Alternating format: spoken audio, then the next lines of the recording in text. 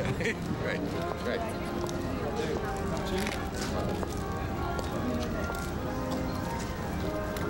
That's the secret. I'm not supposed to know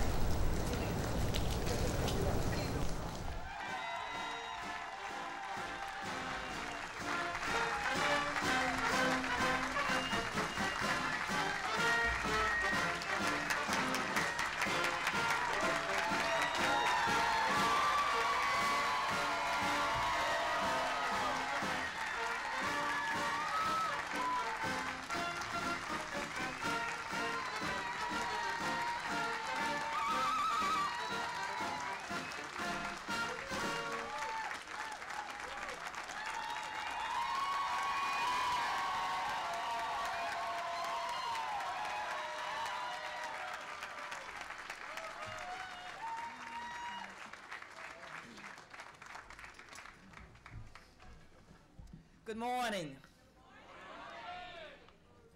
Mr. President, members of the Roosevelt family, honored guests, ladies and gentlemen. You know, soon after I was named Secretary of Labor, I had the opportunity to come here with our president for the dedication of this magnificent memorial. And in 1999, at the end of the 20th century, I was here with the president when he took his final legislative act and signed right here the Ticket to Work Act.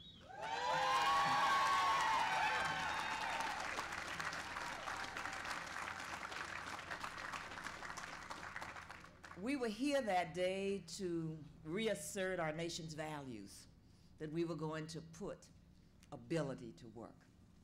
And now, as we gather today, for me, at the close of my tenure, the close of our administration, I'm proud to be here with our president, near the statue, portraying FDR as he lived, and reminding us that you no longer have to conceal your disabilities in order to join the ranks of the employed today. And Mr. President, we thank you for that.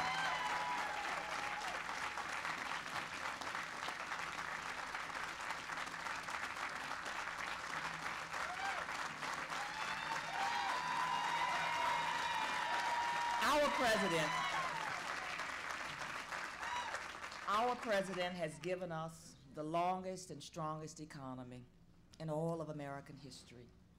He has said that individuals with disabilities no longer have to be confined to the 4 F's: food, floors, flowers, and filth.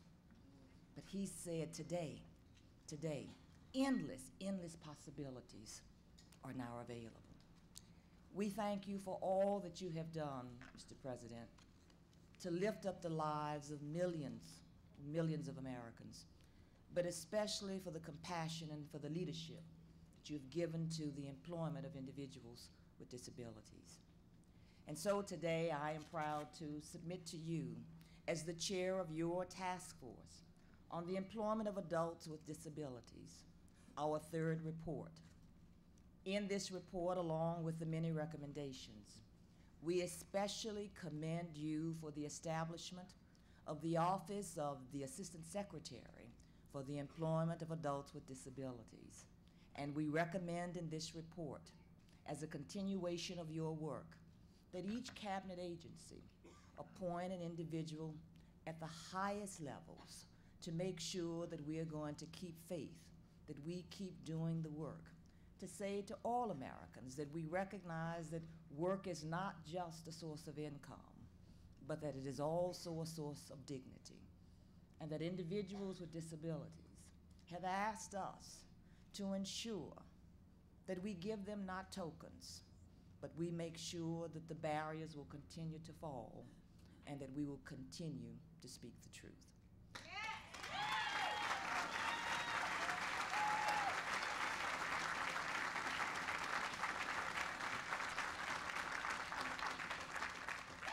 One of those individuals who has worked so hard over the years to make sure that we continue to keep those barriers falling, especially as he engaged in his special Rendezvous with Destiny campaign for 6 years to ensure the creation of this memorial, is Mike DeLand.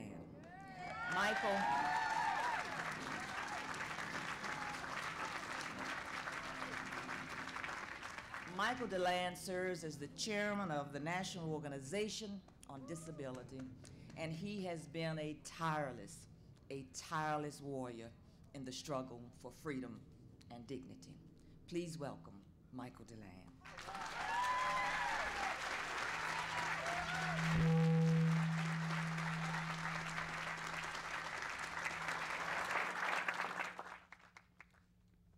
Thank you, Madam Secretary, for that all too gracious introduction. Mr. President, Madam Secretary, and we join here today in glorious celebration of the completion of this inspiring memorial to President Roosevelt. President who, by his unique combination of courage, compassion, patience, and persistence, led this country through its darkest days, through the Great Depression, and to victory in World War II. And he did it all from his wheelchair. Now,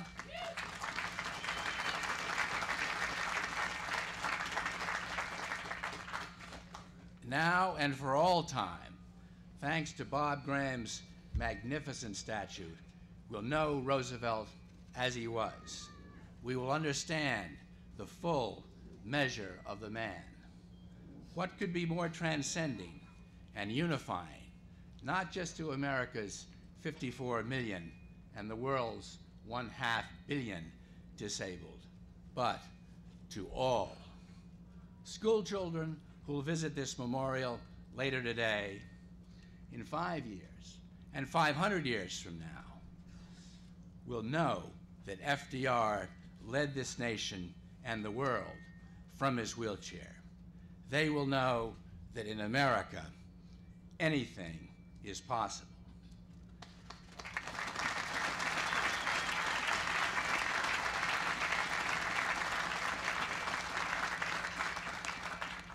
To perpetuate this inspiration, the National Organization on Disability 6 years ago launched the campaign to add the statue of FDR in his wheelchair. A campaign that today, thanks to the commitment and dedication of each of you and to many, many more, we together successfully conclude. Our gratitude is owed to 52 supporting disability organizations, to individual disabled advocates from all across this land, to FDR historians. Hugh Gallagher is here, author of Splendid Deception.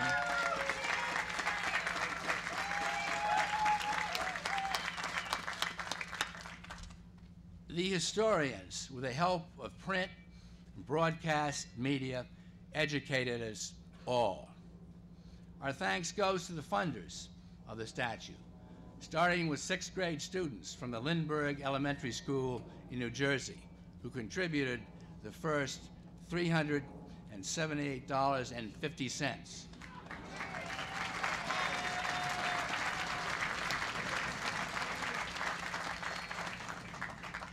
And to many more, and on to the major contributors, Gordon and Lily Gund, and Peter Kovler and his family.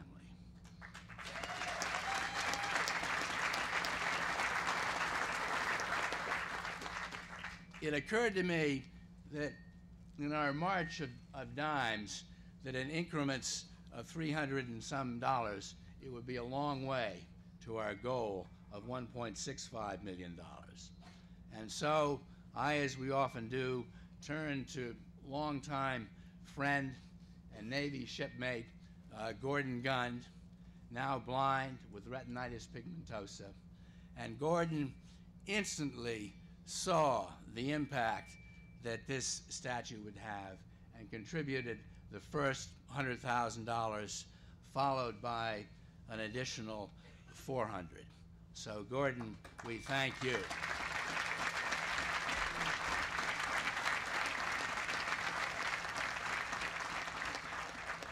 And Mr. President, Commander-in-Chief, if you should charge Gordon and me to get a destroyer underway today, we stand ready. It would take a bit more time and a different division of labor, but we'd follow your command. And to Peter Kovler and his family, more will be said of Peter later, but nobody embraces Roosevelt with the fervor and the knowledge that Peter and his family do. They were the lead contributors to the existing memorial and again to this edition. So Peter, a grateful nation owes you and your family our thanks.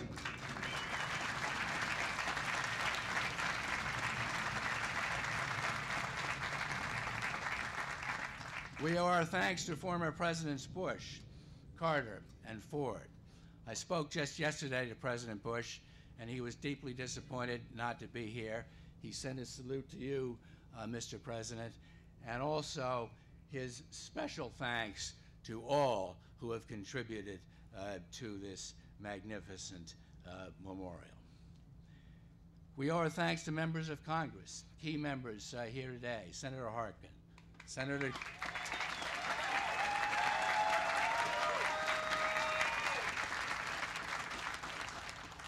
Senator Cleveland has lived the Roosevelt story. Broken down barriers in the Senate, just as Jim Langevin, newly elected to Congress from Rhode Island, will do in the House.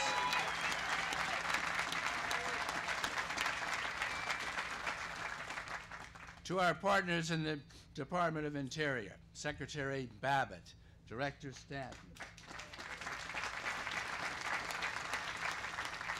Mr. Memorial, John Parsons, and many more. To Robert Graham, to Larry Halpern, visionary,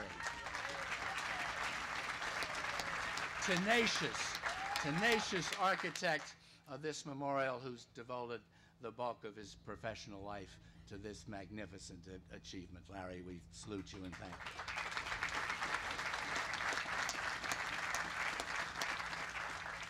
And finally, a salute to the hardworking staff of the National Organization on Disability.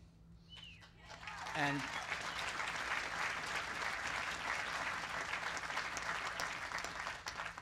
Mr. President, if I may, for but a moment, a personal and for me, poignant, heartfelt thanks to NOD's indefatigable president and leader, Alan Reich.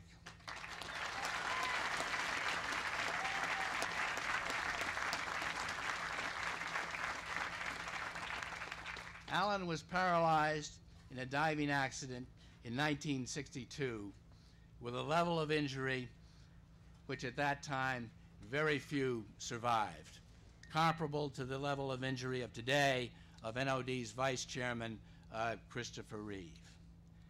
But not only did Alan survive, but now, some 40 years later, 71 years young, Alan Reich is in the office every morning at 9 o'clock, as he has been since 1982, when he founded the organization, working diligently for disabled here in this country and around the world.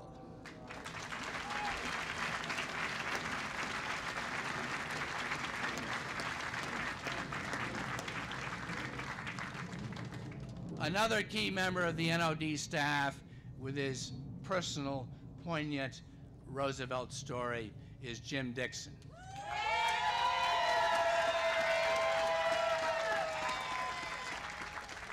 When Senator Kennedy convinced me that we needed a demonstration in order to succeed, I thought it was no big deal to get 100 or so folks in wheelchairs and blind and deaf out. Well, it is a big deal, and it wouldn't have happened but for Jim Dixon. Jim, blind, as is Gordon Gund, with retinitis pigmentosa, when he was leaving the doctor's office, 7 years old, having been told that he would go blind, his mother and father with him, his mother said to him, "Jim, you can be anything you want to be, because President Roosevelt led this country from his wheelchair." And Jim has followed in that Roosevelt resolute tradition.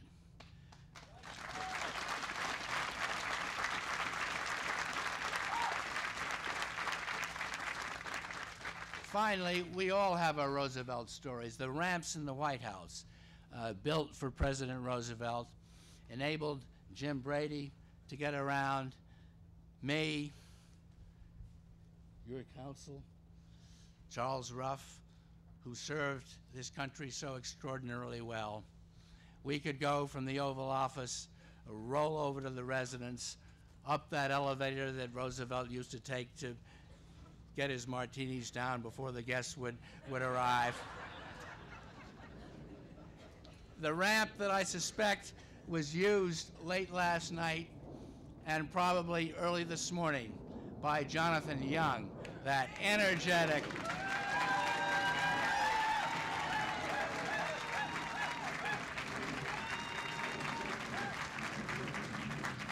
young man who's committed so much to the cause of the disabled and organized this event today and serves us all so very well.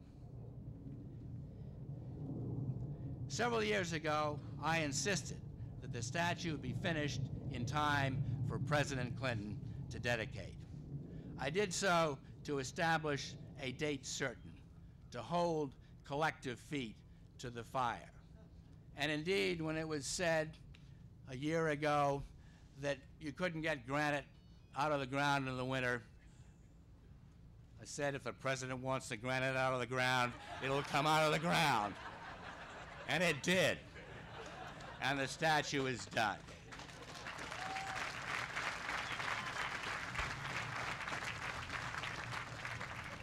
But as importantly, we did so because no one speaks as eloquently and as passionately of President Roosevelt as does President Clinton.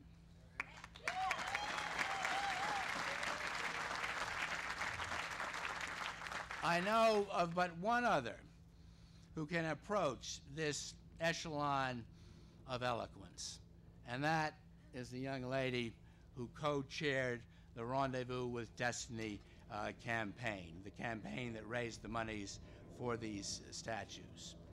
Ann Roosevelt, with her brother Jim and her cousin Chris, united the Roosevelt family in our common cause. And without that leadership, we would not be here today.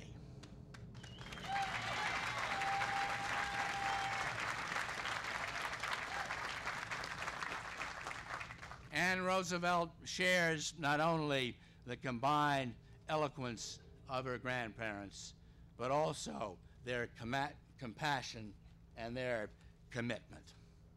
I could not have a more fitting privilege than to introduce to you the granddaughter of Franklin and Eleanor Roosevelt. Thank you.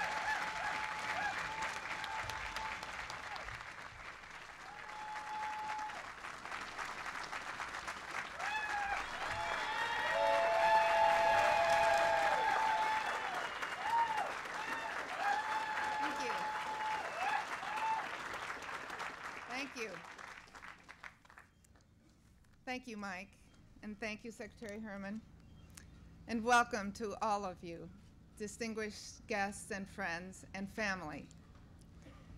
This is an important day, but it's not just an important day for those who are disabled, but for all of us. Mike told the story of Jim Dixon's mother, who said to her son, "If FDR can be president from the wheelchair, you can be anything you want to be." And we see in this tent, and we each of us have so many friends for whom that vision has meant everything. And that is the message that gets carried forward here today as we unveil this very important forecourt to the FDR Memorial. And it is a message that will be carried forward forever. To be acknowledged for what we can do, for what we are, and for what we do, not for what we can't do. It's what every disabled person strives for. And in fact, with FDR, what we remember is his vigor and his spirit and his compassion and his leadership and his wisdom and his power and his wit.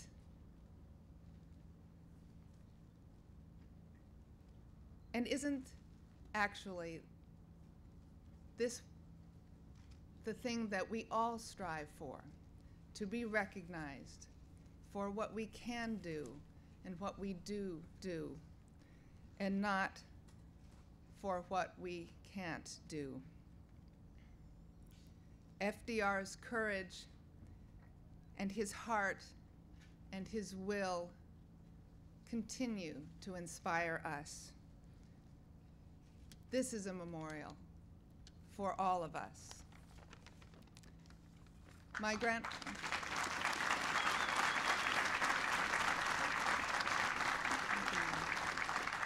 grandfather's disability was largely unnoticed during his presidency.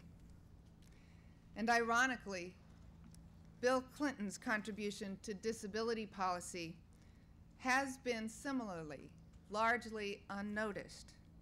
But in fact, in health, in employment, and in attitude, he has contributed more than any leader of recent memory.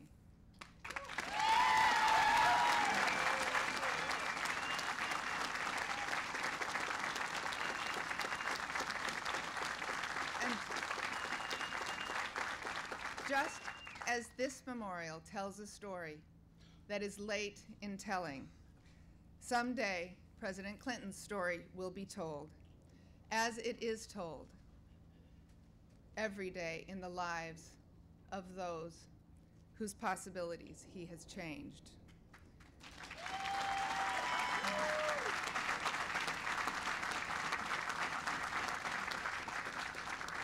We are grateful for his steadfast support, for his leadership, and for his vision.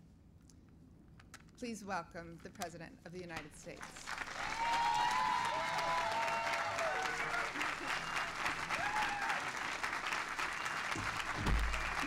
Thank you very much. Thank you.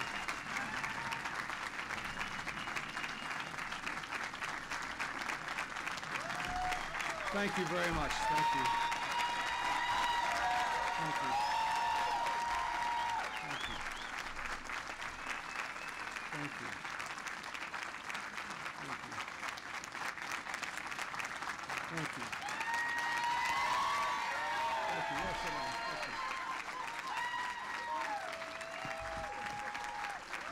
Calm down. You still, wait. You still have to do what I asked for 9 more days. Calm down.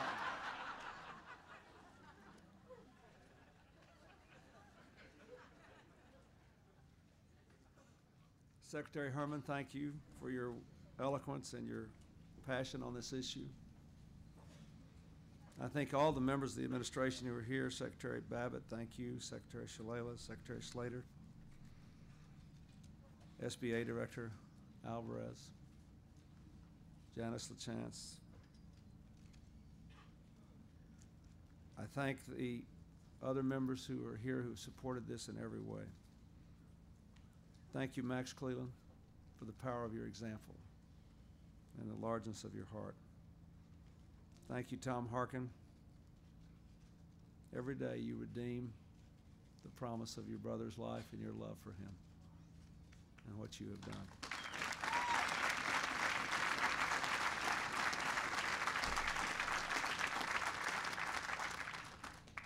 Thank you, Senator Levin and Congressman Levin, Congressman Elliott Engel.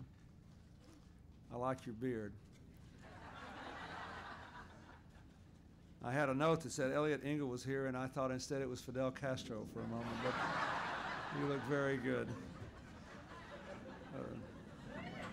Thank you, Jim Langevin, for running for Congress and for winning.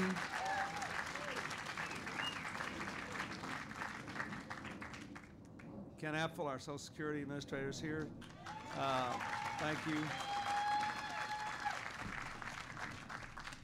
Thank you, Justin Dart, for seating the crowd with signs. I think you must have had something. And Bob Stanley.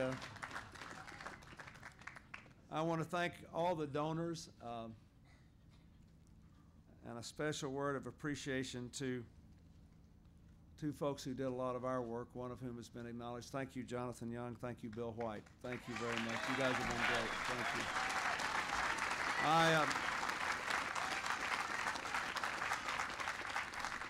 And I too want to thank Larry Halpern and Bob Graham. This whole memorial has exceeded my wildest dreams for it.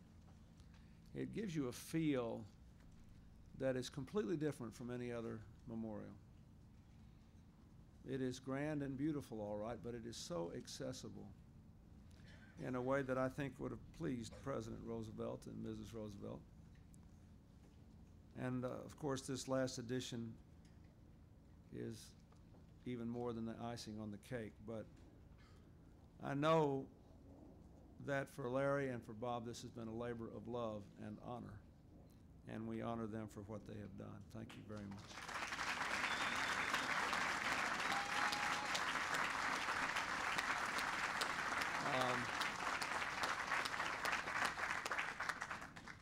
I would like to also say to all of you that as a person who has loved the history of my country and tried to learn more about it every day, it would have been under any circumstances an honor in my life to become friends with Jim Roosevelt and his wife Ann and Ann. But what I want you to know is they are the true heirs of their ancestors because they are exceptional and wonderful people. And I'm very glad to be here with them.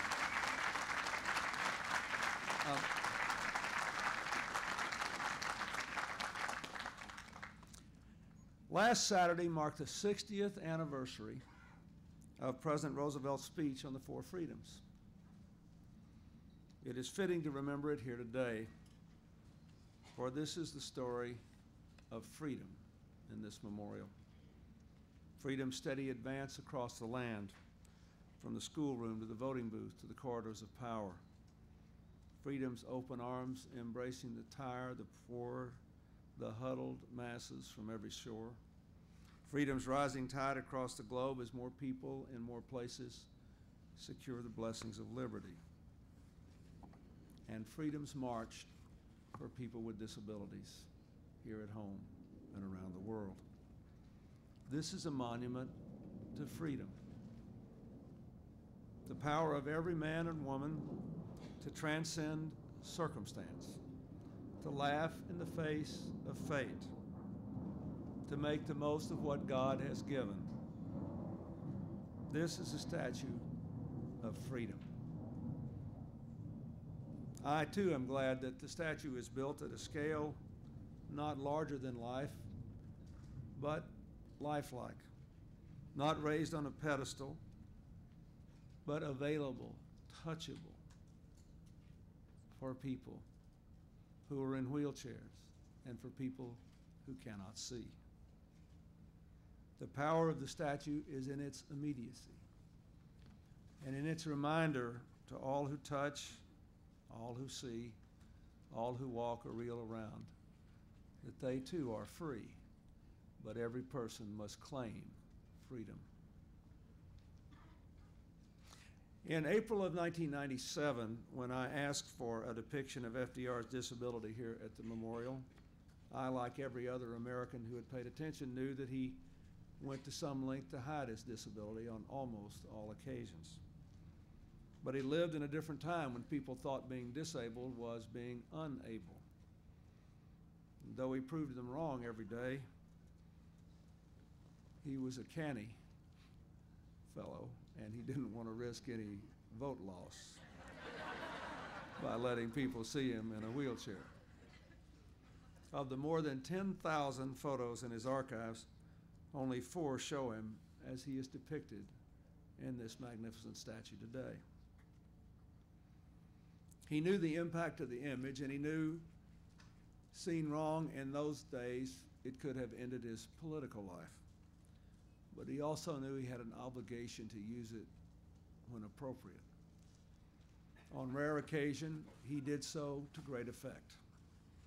His speechwriter, Sam Roseman, said he could never forget, as he put it, the look of courage and faith and self-reliance and affection in the faces of disabled Americans who were given the privilege of seeing FDR struggle with his own disability, and the joy of watching him overcome it. For example, in the summer of 1944, President Roosevelt spent an afternoon at a naval hospital in Hawaii.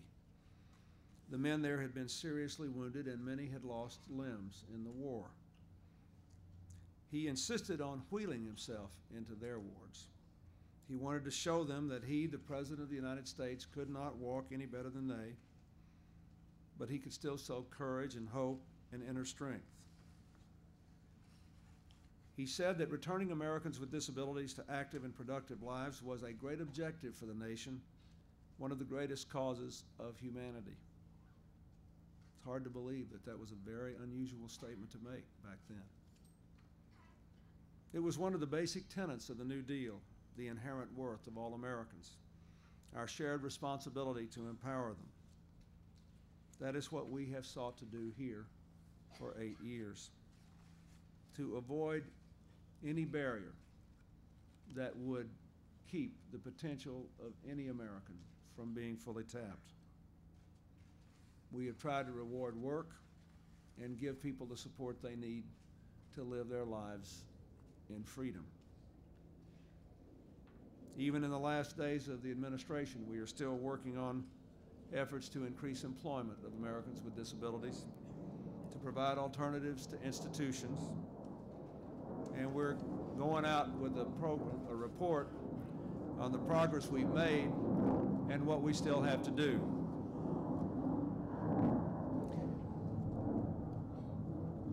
We must always remember that in the end, the story of America is the story of freedom and interdependence. The crowd that started us off pledged their lives, their fortunes, their sacred honor to forming a more perfect union. That's what they said. What does that mean? It means that people can never fulfill their own lives completely unless they're working with their neighbors to help them fulfill theirs. And so we have to constantly work to push back the frontiers of our imagination, to advance the cause of both freedom and community. that interdependence which makes life richer. That means we have to encourage each other along the way as well. President Roosevelt once told a little girl who, like him, had been stricken with polio, that she must keep up the splendid fight. For someone else who has not suffered in that way, to say it is splendid, for Max Cleland to labor all those years against his horrible war injuries, to become a great member of the United States Senate, seems almost out of place. But the truth is, we have to learn to talk to each other that way. The one thing I like about the disability movement today is it's moved beyond trying to get the rest of us to do the right thing out of compassion to doing the right thing because it's the right thing and the only sensible thing to do. And read in letters or braille the quote behind the statue by Eleanor Roosevelt, who pointed out that before he was stricken with polio, President Roosevelt had never been forced to become a truly great man, had never been forced to develop those habits of infinite patience and persistence without which life cannot be fully lived. And I want you to think about that. The reason this is a story of freedom is that what matters most in life is the spirit and the journey of the spirit. And we lug along that journey, whatever body God gives us and whatever happens to it along the way, and whatever mind we were born with. But a clever mind and a beautiful body can themselves be disabilities on the spirit journey.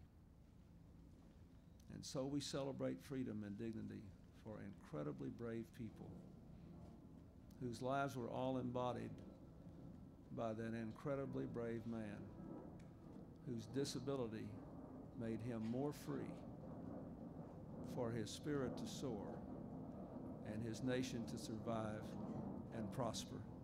Thank you very much.